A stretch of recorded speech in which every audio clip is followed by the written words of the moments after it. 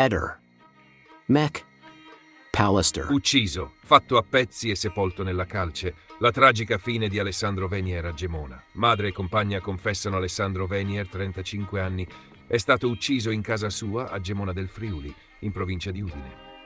Il suo corpo è stato smembrato e parzialmente occultato in un secchio di calce nella cantina dell'abitazione. Il delitto orribile e premeditato è stato confessato da sua madre, 56 anni, e dalla compagna, 42 anni, entrambe ora in stato di fermo con l'accusa di omicidio volontario aggravato e occultamento di cadavere. L'orrore è stato scoperto lunedì 29 luglio, ma la morte risalirebbe a giorni prima. Le due donne avevano fatto credere per giorni che Alessandro si trovasse fuori casa, lontano.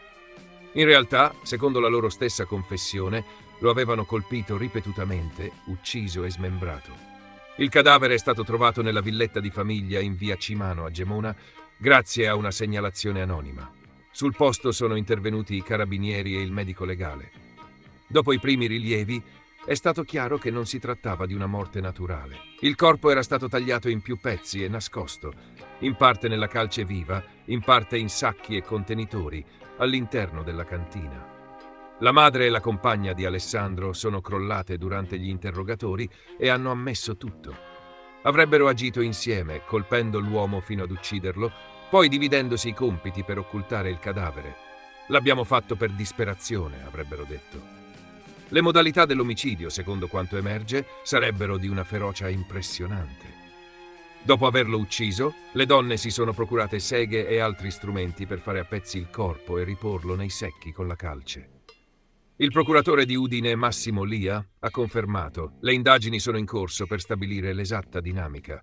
Si tratta di un omicidio premeditato e le due donne hanno confessato. Siamo davanti a un delitto maturato in un contesto familiare chiuso e complesso. Il padre di Alessandro, separato da tempo dalla madre e residente in un'altra località, ha espresso dolore e incredulità. Non riesco a spiegarmi come possano essere arrivate a tanto. Mio figlio non meritava una fine simile. I vicini parlano di una famiglia schiva. Alessandro era conosciuto in paese per essere un uomo solitario ma educato. Aveva problemi di salute e non lavorava. Era seguito dai servizi sociali e, secondo alcune testimonianze, in passato ci sarebbero stati episodi di tensione in casa. Una vicina ha riferito: ogni tanto sentivamo delle urla, ma nessuno avrebbe mai potuto immaginare una cosa del genere.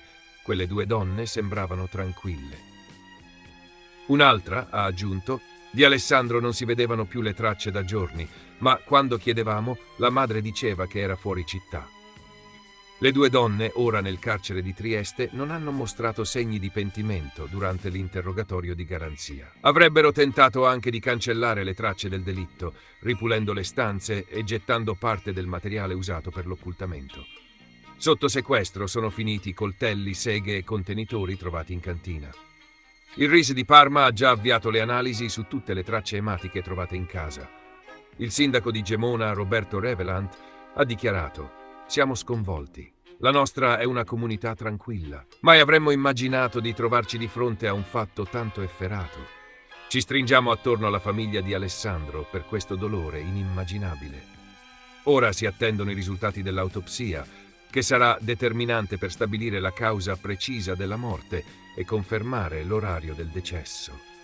Gli inquirenti stanno ricostruendo i giorni precedenti e successivi all'omicidio, cercando di capire se le due donne abbiano avuto aiuti esterni o abbiano agito da sole. Ehi, non dimenticare di iscriverti a questo canale.